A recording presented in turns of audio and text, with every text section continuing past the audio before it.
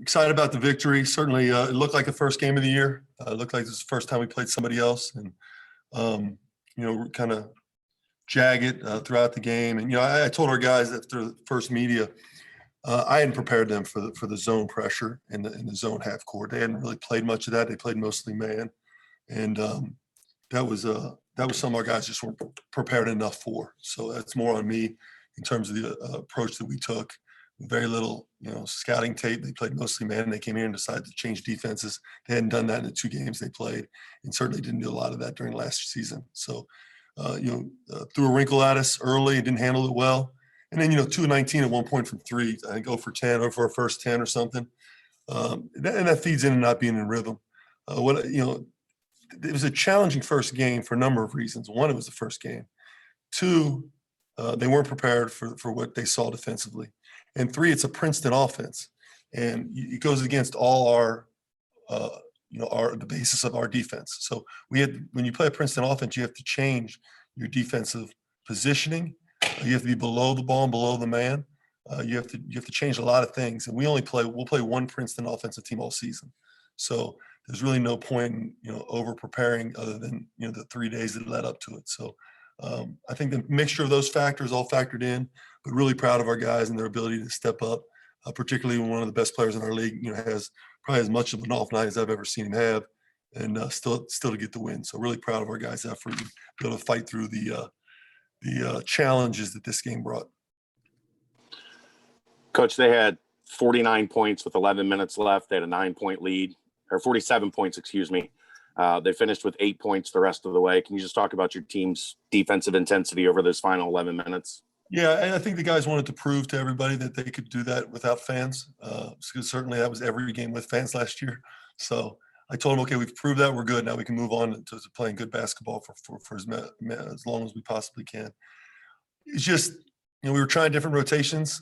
Jeremiah, it was his night. He came in and really gave us a lift. We went with 4 guards. Rapp was playing really well. He's getting every defensive rebound, but we weren't able to get as many deflections. And so, we got more deflections, got out in transition. The bottom line is, Chad, the number one game plan on the board the last 2 days was we must dictate the terms of battle. We must dictate the terms of how the game's played. They want to play late shot clock, zone, late shot clock. They don't want us to get out in transition. They don't send anybody to the offensive glass, one shot and out, where we want to get it up tempo, press, use our athleticism. And the bottom line is, as soon as we started dictating the terms of the game, our talent, which was greater at pretty much every position, took over. You talked a couple of weeks ago about how, Micah, he might not always kind of jump out at you, but if you watch him over a long period of time, the impact that he can have. He seemed to kind of compress that all tonight, especially in the second half with those buckets. He said it was like a flow of the game. What do you think it was that just allowed him to really have a huge night? Well, like anything else, Justin, he was out there, right? He's played 30 games at this level, so he looked like it. He looked like a guy who's played before. He looked like an experienced player. And I just thought he was, I hope that becomes, I don't know yet, it's the first game. I'd love for a calling card, one of our calling cards of this team be that different guys step up. And he certainly did. And when you have that, you got a chance to win some games. Chris Vogt didn't have a huge role early, and then he took over down the stretch. What opened up for him? He went to the offensive glass. He decided he was going to get offensive rebounds. There was nothing that opened up offensively because they were in the zone the whole time. He just made a focus level to go chase the ball. You said last week that he could be one of the guys down the stretch that you would turn to. What was it like, and what was the significance of seeing that from him maybe for the first time down the stretch? Charlie, same thing, right? He plays. This guy's been playing college basketball for 3 years. It looked like it. The guys who hadn't played college yet, it looked like it, right? I mean, it's, I didn't do a very good job. I didn't coach. It looked like I hadn't done it in a while. It's like 300 days. And, we just didn't, we had to find a rhythm. And it's going to take some time for this team to find that, especially with having 11 guys. Now, the question is, are guys going to be able to fight through inconsistent minutes, right? Because, listen, everybody thinks they're playing 30 minutes and scoring 15 points a game, okay? Are you going to be able to fight through having inconsistent minutes early on to find out what your role is going to be and what we need you to do to be successful? So if you're really bought into the team and you're really about the individuals in the locker room, like we say, then it won't be a problem. It'll just be a matter of time. How much did Keith's early foul trouble screw up that rhythm or any rotations you thought you might want to use? No, I don't think it screwed up rotations. I think it required us to try to find somebody else to go to. And Keith, his number got called a lot. And it was just a tough game for him. Those don't happen very often for him. So I mean, he's missing free throws. He never misses free throws. So obviously the 3 fouls kind of handcuffed him. Couldn't start him in the second half because of it. But again, first game of the year, right?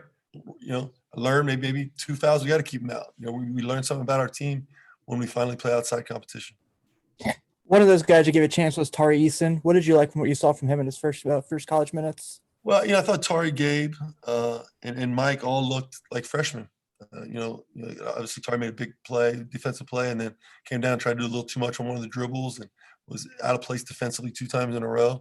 Those things, that's what happens. And inevitably, when you're a freshman, you're out of place defensively, that guy finds the ball and scores. It works that way. And they'll be fine. I mean, he's going to be outstanding, as all those other guys are. They're going to get their opportunities, and Tari will get his opportunities Sunday and be prepared for it.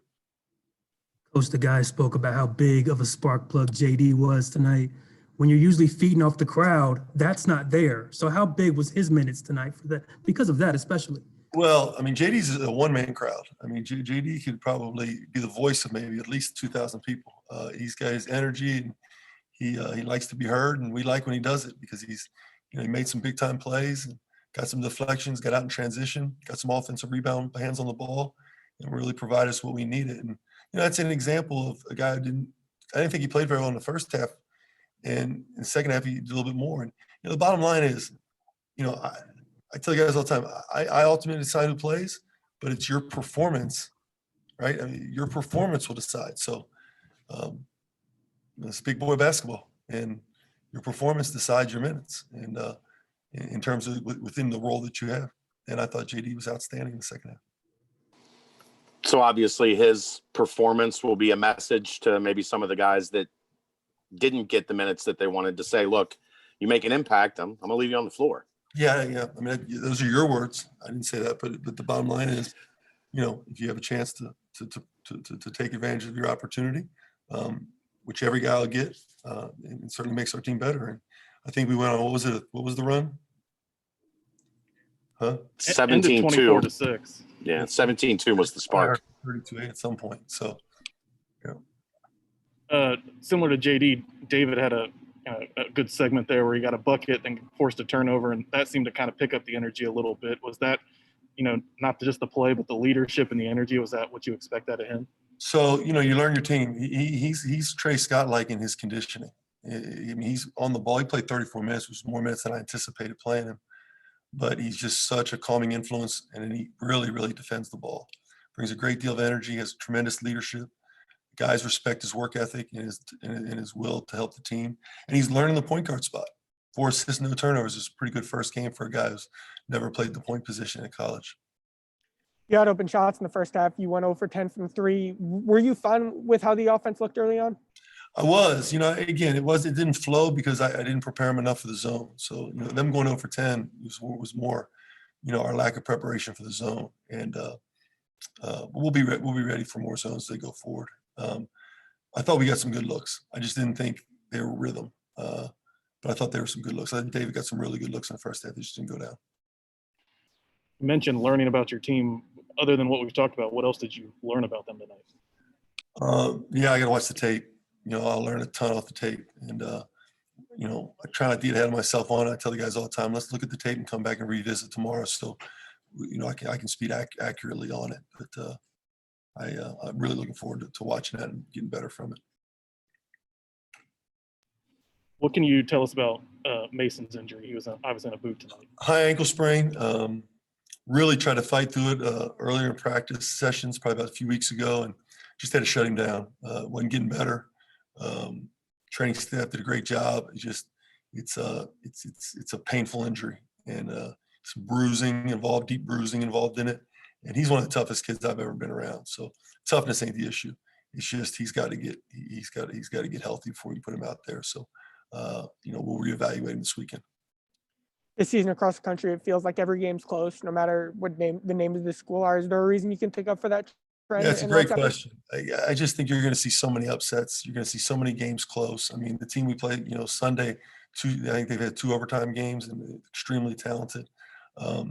the bottom line is it's going to be like that across the country right now. I mean, you see high majors getting taken to the wire. So, for our fans, if they expect blowouts, then certainly with our schedule, I don't know if we have a rec league team that blows people out, but this Cincinnati Bearcat team's not going to be blowing people out.